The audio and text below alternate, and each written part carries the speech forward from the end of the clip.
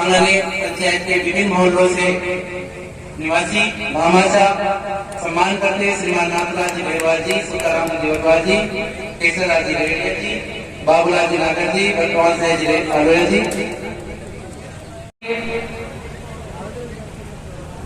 श्रीमान बजरंगलाल जी सक्करवाल साहब मंच पर पधारे, श्रीमान रामकिशोर जी बिलोनिया जी, श्रीमान सीतारमन जी शेरशाह आप मंच पर अति शीघ्र पधारे, श्रीमान बजरंगलाल जी सक्करवाल साहब, श्रीमान रामकिशोर जी बिलोनिया जी, श्रीमान सीतारमन जी शेरशाह, सुमन जी गुप्ता जी।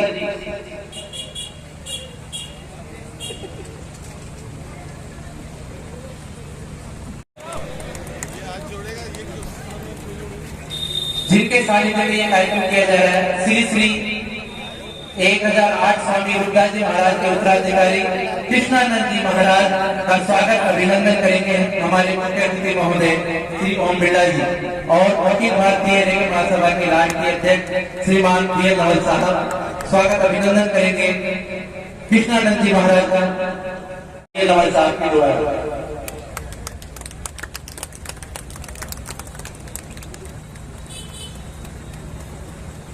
अखिल भारतीय रामजन्म मंडल के राष्ट्रीय संयोजक श्री श्री 108 स्वामी रघुवर दास महाराज जी का स्वागत अभिनंदन। राजस्थान की शान, संसद में राजस्थान की शान, आपके समस्त मुख्य अतिथि महोदय।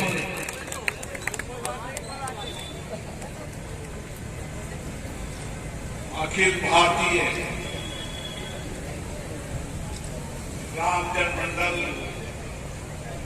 के तत्वाधान में आयोजित संत समाज के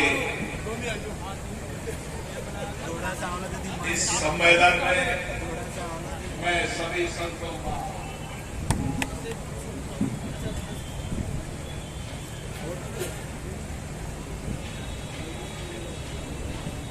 अखिल भारतीय रामजन्म मंडल के पीठाचार्य श्री भगवान दास जी,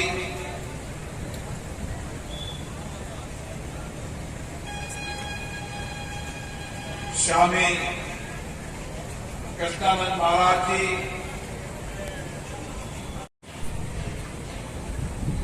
किस तरीके से हम आध्यात्मिक ज्ञान धर्म से अपने जीवन को बदल सकते हैं, कैसे इस जीवन के अंदर पुण्य का काम कर क्योंकि हमारे धर्म में सहिष्णुता है, प्रेम है, एक दूसरे के सहयोग करने के हमारी संस्कार संस्कृति है। भारत के पूरे विश्व को वसुधैव कुटुंबकम की भावना से हम परिवार मानते हैं। इसी भारतीय संस्कृति संस्कारों को हमारे धर्माचार्यों ने गांव-गांव ढान तक पहुंचाने हम स्वर्गीय ब्रह्मलीन रूपदास जी महाराज को भी याद करते हैं, जिन्होंने इस समाज में आध्यात्मिक धार्मिक जागृति पैदा की। जीवाराम जी के बारे में बाबूराज जी ने बहुत विस्तृत से बताया। उन्होंने अपने हाथ से 27 से ज्यादा किताबें लिखी और उस समय लिखी जब समाज के अंदर न सामाजिक जागरूकता थी, न आध्यात्मिक जागृति थी।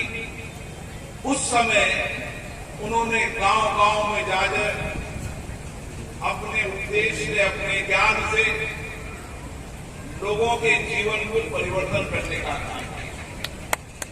क्योंकि मेरा रंजन समाज से बहुत निकट का और गरीब का संबंध है और इसके कारण मैं जानता हूं इस समाज में बहुत कष्ट और दुख झेले हैं। इस समाज में अभी भी एक बहुत बड़े परिवर्तन की आवश्यकता है, एक सामाजिक परिवर्तन की आवश्यकता है, आर्थिक परिवर्तन की आवश्यकता है, और इस सामाजिक आर्थिक परिवर्तन लाने के लिए हमें समाज में शिक्षा लानी पड़ेगी। जब जब जिस देश के अंदर, जिस समाज के अंदर शिक्षा रूपी उजाला पहुंचा, उस समय अपने कठिन परिश्रम से उन्होंने सेवाओं के अंदर योगदान दिया। और एक बच्चा जब पढ़ लेता है समाज के अंदर, तो समाज का नेतृत्व करता है, परिवार का नेतृत्व करता है, और वो समाज उस समाज के अंदर एक सामाजिक आर्थिक परिवर्तन आते हैं। लेकिन अब इस 75 वर्षों के बाद भी हमें हमारे संतों ने हजारों वर्षों तक भारतीय संस्कृति, नीति, ज्ञान के माध्यम से हमें सुसंस्कृत करने का काम किया। समाज के आज के संत यहाँ पर बैठे हैं, ये संत सभी गांव-गांव में रहते हैं, भजन करते हैं, कीर्तन करते हैं, आध्यात्मिक ज्ञान देते हैं। और उस समाज के अंदर आध्यात्मिक ज्ञान से कैसे व्यक्ति के जीवन में परिवर्तन हो सकता है, उसका उस समाज का उपदेश देते हैं। इन संत समाज का इस भारत के अंदर इस संस्कृति को बचाने में महत्वपूर्ण योगदान रहा है। और दुनिया के अंदर इस भारतीय संस्कृति को खत्म करने के लिए कई वर्षों तक कई अलग अलग संस्कृति विचारधाराओं के लोगों ने राज किया, लेकिन भारत की संस्कृति को कोई खत्म नहीं कर सका, क्योंकि हमारे संतों ने उस विकट परिस्थिति में भारत के आध्यात्मिक ज्ञान और संस्कृति को जीवंत रखा। ये संत समाज का योगदान। और इसीलिए आज मैं कह सकता हूं कि किस समर्पित सेवा के माध्यम से इस समाज में परिवर्तन हुआ है, लेकिन हमें और परिवर्तन करने की आवश्यकता है। हमें इसके लिए साझे प्रयास करने होंगे, मिलकर प्रयास करने होंगे। और जो बच्चा पढ़ने के आगे चल गया, जो परिवार आगे चले गए, जिनके जीवन में समाज में जो कुछ भी सामाजिक आर्थिक परिवर्तन हुआ है, उसको समाज के अंतिम व्यक्ति के जीवन को बदलने के लिए एक कठिन परिश्रम करने की आवश्यकता है। मैं बीच में लेकर समाज के राष्ट्रीय अधिवेशन में गया था, उस समय मैंने कहा था कि समाज में सकारात्मक परिवर्तन लाने के लिए एक पीढ़ी को बलिदान देने की आवश्यकता है, एक पीढ़ी को त्याग करने की आवश्यकता है, एक पीढ़ी को कठिन परिश्रम करने की आवश्यकता। एक पीढ़ी ने त्याग बलिदान कर दिया तो आने वाली पीढ़ी लेकर समाज की इस देश और प्रदेश में नेतृत्व करेगी, इस क्षमता रहेगी।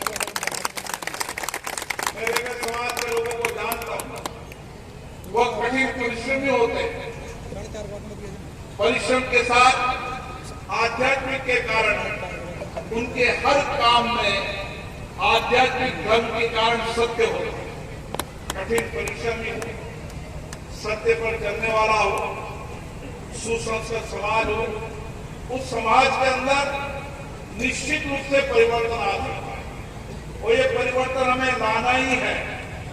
जब बाबूलाल जी के तरफ आए थे तो मैंने कहा मैं निश्चित आपके समाज में आऊंगा और मेरा वचन है, आप मिलेंगे, हम मिलेंगे, मिलकर इस समाज के अंदर सामाजिक, आर्थिक और शिक्षा के माध्यम से एक नए परिवर्तन के लिए